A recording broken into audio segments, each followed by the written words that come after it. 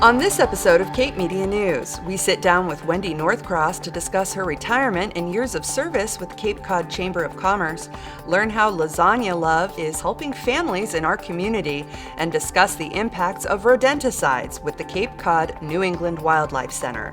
These stories and more, this is Cape Media News.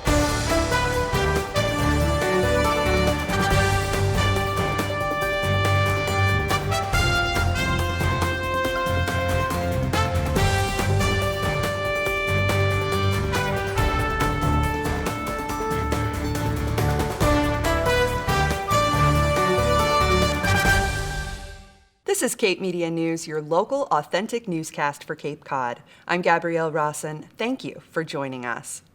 The state of Massachusetts is moving forward with its reopening plan this week. On March 1st, 2021, Governor Baker announced that in light of increased vaccinations and declining numbers of COVID-19 cases and hospitalizations, Massachusetts was advancing to Step 2 of Phase 3 in the state's reopening plan.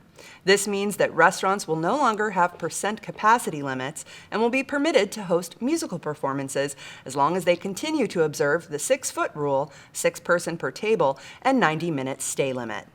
Indoor venues such as concert halls, theaters, and other performance spaces will be able to reopen at 50% capacity, and capacity limits across all sectors will be raised to 50%, excluding employees. He also announced that on March 22nd, the state will move to the next phase of the Massachusetts reopening plan, Step 1 of Phase 4. To learn more about Governor Baker's phased reopening plan, visit mass.gov. On Cape Cod, vaccines are now being distributed at a mass vaccination site in West Barnstable, thanks to the work of state officials and local leaders who were able to successfully create and implement the Cape Cod Regional Vaccine Consortium, a regional collaborative approved by Governor Baker to distribute vaccines through Cape Cod Healthcare at Cape Cod Community College. The large-scale vaccination site opened this week and is expected to distribute hundreds of vaccines daily to our region's most vulnerable.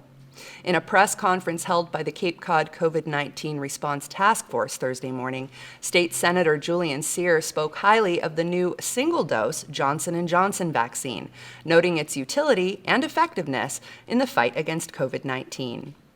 If you're eligible for vaccination and would like to schedule an appointment, visit mass.gov/COVID vaccine map.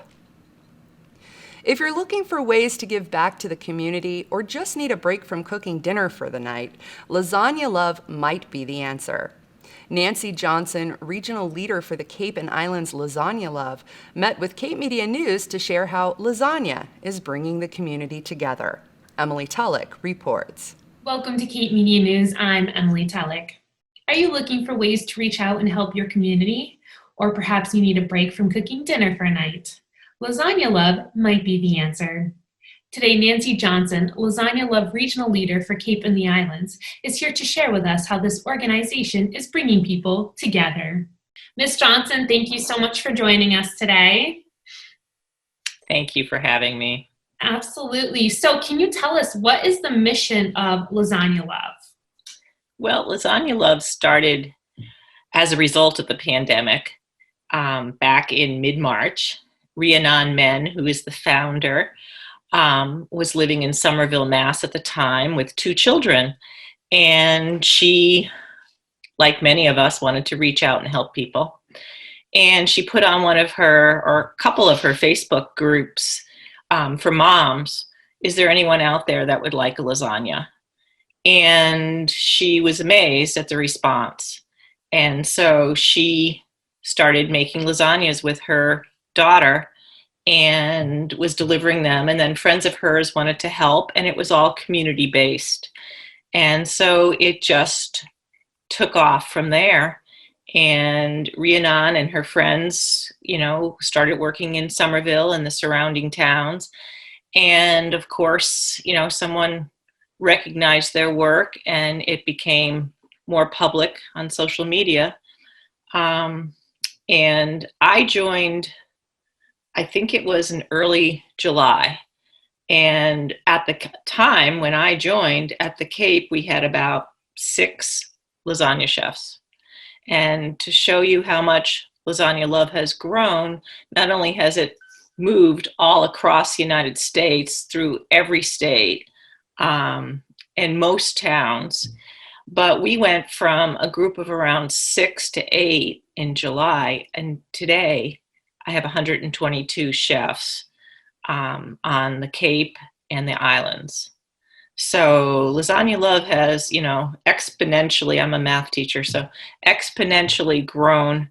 And it's an amazing group of people that just want to reach out to their community to help others. How do you feel this type of service, of cooking food for people, why do you feel it's so important for our community, especially during the pandemic? I think one of the reasons why it took off so much was because of the personal touch, the spreading of love and kindness with no vetting process. There's no questions asked about why you need that lasagna in terms of there's no right or wrong reason. It really doesn't matter. We spread that love and kindness, and we've had several lasagna chefs return that and pay it forward. And it's just a movement. It's kind of a beautiful movement where people are just giving their time doing something they love and going to a neighbor's door that you've never met before, but the request has been made or the neighbor's been nominated and said, wow, this is awesome. And you drop off the lasagna contact free and walk away. And it's a good feeling. It's a really beautiful gift that you can give somebody, especially in your community, for sure. So if our viewers at home are interested in getting involved, they can either sign up to be a lasagna chef, or if they would like to request a lasagna, they can also do that. Now, where's the best place for them to go for more information? There is a wonderful website that is lasagnalove.org. And it has all the information, including recipes for lasagnas and other meals, because we do as well, if the request is made, make another dish if the people, don't want a lasagna for one reason or another. So there are recipes on the website, there's volunteer information, and the thing about volunteering, which is different than most places, is you set the schedule. So the schedule can be, I want to volunteer once a month and I want to make one lasagna. And then there's other people that want to volunteer every week and they make 3 lasagnas. I want to drive no more than 5 miles, or I'm willing to drive 15. So it's really set by you, and you can pause that volunteering for, whatever time that you are unable or don't, feel that you'll be able to do it. And in terms of requesting, we try to make it an easy process. The only thing I suggest is for anybody that may not have internet service, if you can ask a friend to get on the internet and do that as well for you. But it's lasagnalove.org. Well, Ms. Johnson, thank you so much for being here today, and thank you for the work that you are doing in our community. We so appreciate it. For Cape Media News, I'm Emily Tellick. To learn how to volunteer or to sign up for some Lasagna Love for your family, visit lasagnalove.org. Up next, learn about rodenticides with the New England Wildlife Center of Cape Cod. You've always protected me. Thanks, Dad. Every day of my life. Hold on there, buddy. Hold on. I'm older now, but I still need you. Kids are getting addicted to prescription pain pills. Can you still protect me? You can protect them. Kids who talk with their parents about opioids are less likely to misuse them. When you have conversations about drugs and alcohol, make sure you talk about the risks of prescription pain pills too. Find out what you can say. Did you know that rodenticides pose a serious risk to public health and the environment? According to the New England Wildlife Center, super toxic pesticides that kill rodents, such as second-generation anticoagulants, can lead to the slow and painful death of some of our most special and imperiled species, like owls and hawks. But it can even pose a risk to our children and household pets. We invited Executive Director Zach Mertz and Dr. Priya Patel to our show to learn about rodenticides and their effect on the environment. Pesky rodent infestations may call for rodenticides. But be careful. Some poisons can have a devastating effect on the environment. At the New England Wildlife Centers, we run 2 hospitals, one in Weymouth and one on Cape Cod. And both of our hospitals admit quite a few patients with suspected rodenticide. Rodenticide poisoning causes a slow, painful death that may travel up the food chain. We get patients pretty much across the spectrum of local species, meaning we get birds of prey like hawks and owls. We are also starting to see rodenticides affect things like raccoons and foxes and sort of mesocarnivores. So this is a really persistent and widespread problem that affects our whole ecosystem. On Nantucket, a barn owl, whose species is considered of special concern on the endangered species list, was found suffering from what appeared to be rodenticide poisoning. He was transferred to Dr. Priya Patel for treatment. So the type of rodenticide that we think that he got himself poisoned with is something called anticoagulant rodenticides. And there's many different types on the market that affect the body in different ways. There's ones that affect the neurosystem, ones that affect the way calcium is stored in the body. But this particular one affects how the body can clot blood. And so if an animal ingests it either directly, meaning they eat the bait directly, or secondarily, meaning they eat a rodent that has eaten the bait, it causes their body to not be able to clot if they sustain an injury. And the injury can be very minor, but it can cause massive bleeding. After a blood transfusion, a series of intravenous drugs, and emergency fluids, the owl is on his way to recovery. But he'll require months of observation. Owls in and of themselves are natural rodenticides. They're incredible rodent control on the ecosystem, as are a lot of the mesocarnivores we have, and things like minks and raccoons and local snakes, things like that. Those all have a natural effect on the rodent populations, which is great. But of course, when you live in a place like New England, where we live pretty densely populated and live indoors, we are going to get rodents. And we never want people to harm animals. We treat a fair of rodents at our hospital. But there are situations when people need to control the populations. And so we ask that when people do that, they look for the most targeted options out there. If you decide to use rodenticides, look for raptor-safe varieties and avoid anticoagulants. Rodenticides are a complicated topic. I'm going to be honest with your viewers and listeners. This is a subject you're going to have to do your research about if you need to do rodent control in your own home, because there's a lot of different types out there that do a lot of different things that affect a lot of different animals. So it's important to know not only what animals are living in your backyard, but also which solutions are going to be right for you and right for the environment. To learn more, visit New England Wildlife Center at newildlife.org. For Cape Media News, I'm Gabrielle Rawson. If you're planning to use rodenticides, the New England Wildlife Center asks that you avoid anticoagulant varieties of the poison and look for raptor-safe alternatives. To report an injured animal or to learn more about the New England Wildlife Center, visit newildlife.org. Wendy Northcross has served as CEO for the Cape Cod Chamber of Commerce for the last 24 years. In that time, she's been responsible for shaping the 100-year-old organization into a respected voice on generational economic issues such as transportation, wastewater, infrastructure, tourism promotion, and community resiliency. I sat down with her to reflect on her time with the Cape Cod Chamber of Commerce and to ask what advice she has for the next generation of leadership on Cape Cod. Cape Media News reports. You're watching Cape Media News. I'm Gabrielle Rawson. I'm here today with Wendy Northcross, who is the CEO of the Cape Cod Chamber of Commerce, and welcome to the show. Thanks. Nice to have you. It's nice to be here. Absolutely. Earlier, you announced you're retiring after more than 24 years of service with the Cape Cod Chamber of Commerce. Tell us about that and what led to your decision to retire?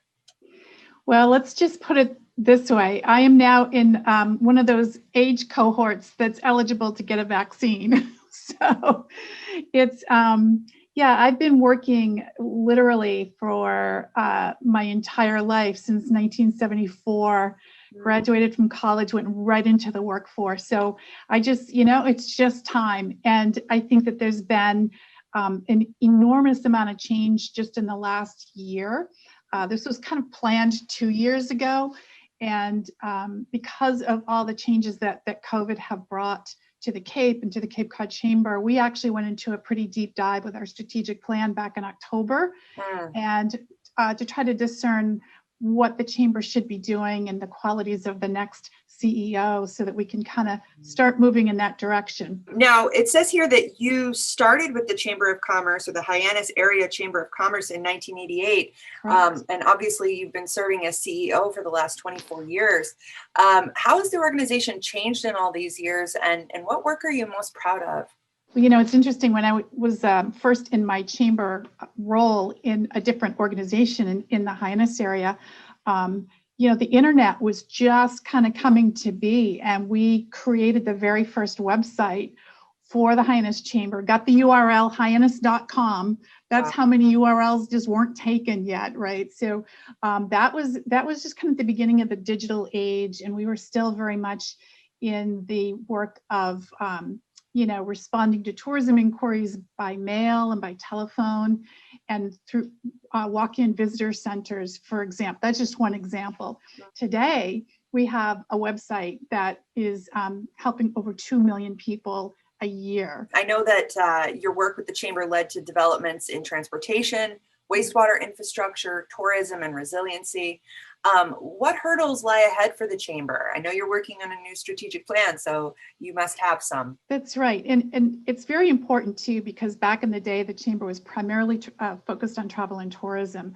And today I'm very proud of the organization that we have. It's really 4 organizations in one. So we do economic development, member services, public policy, and of course our destination marketing. We have found that the members of our organization and even non-members really value the policy advocacy that we've done, especially in the last 10 years on major issues, generational issues of solving wastewater systems, that we don't have enough wastewater systems. So we're polluting our groundwater, our ponds, our bays, and we have to fix that. So we've been very instrumental in developing, helping to get past the plan to fix, and helping the towns find the funds to develop wastewater so that it isn't all borne on the backs of business and residents.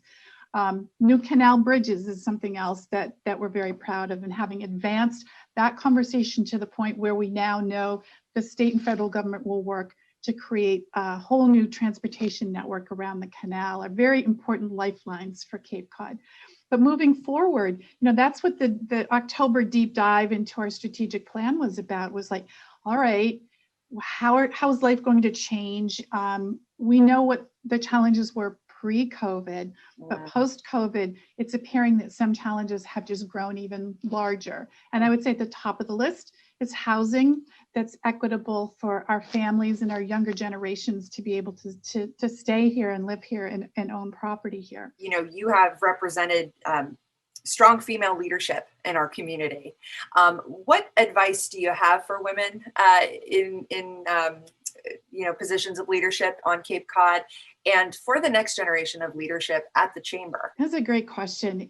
You know, for me, I think it's just finding your passion. For me, I had a passion to give back to Cape Cod. I remember growing up in the 60s and 70s here. It was kind of a hard place to earn a living year round. And I saw the struggles that my parents went through, my cousins, and I thought, you know, how can we make that better? So find your passion. What is it that moves you to just go the extra mile, then learn more about that, listen to other people, and then show up. One of my favorite sayings in life is, the world is run by those who show up.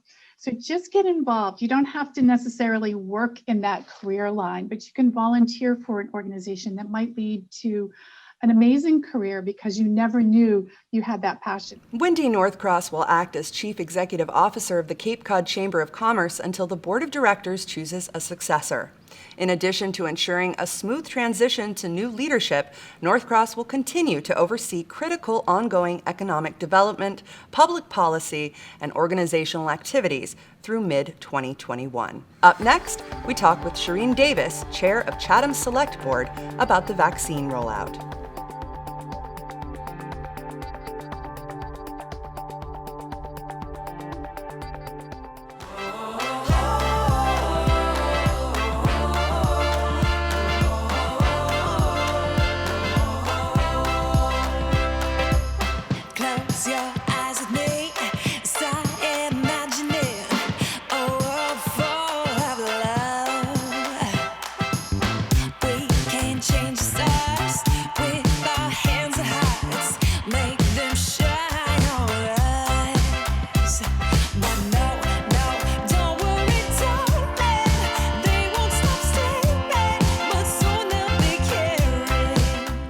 Welcome back to Cape Media News. I'm Gabrielle Rawson. The town of Chatham has had a comprehensive emergency vaccination system in place since the tragic events of 9/11 in 2001. This preparedness came in handy last year when the COVID-19 pandemic started, providing them with the infrastructure they needed to respond to the needs of their residents as they navigate vaccine rollouts and economic reopening. We sat down with Shareen Davis, the chair of the Chatham Select Board, to learn more about their COVID-19 response efforts. Cape Media News reports. Vaccine rollouts for Massachusetts residents 65 and older have been in full swing since February, but many people who qualify are still struggling to get an appointment. The infrastructure to be able to sign up for vaccination has been very daunting. And difficult at times. In Chatham, where they have the second oldest population on Cape Cod, town officials say they have a plan in place to help with the vaccine rollout, but don't yet have the vaccines or the authority from Governor Baker to administer them. Instead, residents must find an appointment through mass.gov. It's a process that nobody's happy about. It wasn't our decision to do it this way. But we help as much as we can through the COA and through the Board of Health and, personal advocacy, however it works, grassroots wise, to be able to support our families, our elder citizens right now. Although the state is supportive of regional efforts to distribute the vaccine, reaching homebound individuals who may not have access to the internet or mobility is still a concern for town officials. COA has been very active with identifying through our public safety departments, folks that are immobile, unable to get vaccinations, and also who are homebound. So we have developed a list. We're in place to be able to facilitate that to a dedicated program if we get the okay to be able to do some vaccinations locally. In the meantime, Chatham employs an emergency management manager who works with the Board of Health, town manager, fire chief, council on aging, select board, and many other community stakeholders to provide the town with information on vaccination and testing and to support the town's economic recovery. We were able to put that team together who would report out on issues and programs and sort of cohesively manage the COVID crisis for the town. And so we were able to assess issues with the economy of the town and the safety aspects of the public health side of it, and coordinate our efforts and communications effectively. Coordinate testing for our first responders and town staff, and also be able to disseminate information to our community. To find your vaccine location and schedule your vaccination, visit mass.gov or dial 211 for more assistance. For Cape Media News, I'm Gabrielle Rawson. To find resources in the town of Chatham or to connect with town officials, visit chatham-ma.gov. Well, that brings this week's episode of Cape Media News to a close. Please follow us on Facebook, YouTube, and Instagram. And thank you so much for watching. We'll be back next time with a brand new episode. With Cape Media News, I'm Gabrielle Rawson.